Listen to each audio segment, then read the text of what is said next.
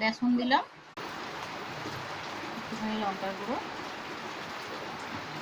একটুখানি নুন দিয়ে মাখানো হচ্ছে।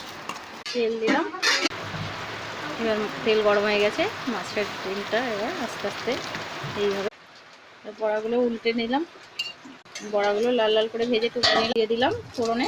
দিলাম জিরেটা ভাজা ভাজা করে পেঁয়াজটা দিয়ে দিলাম, দিয়ে একটু টমেটো দিলাম, আদা বাটা দিলাম, জিরে গুঁড়ো দিলাম, ধনে গুঁড়ো দিলাম, হলুদ গুঁড়ো দিলাম, এবার লঙ্কার গুঁড়ো দিলাম, নুন দিলাম একটু করে মশলাটাকে কষিয়ে নিলাম।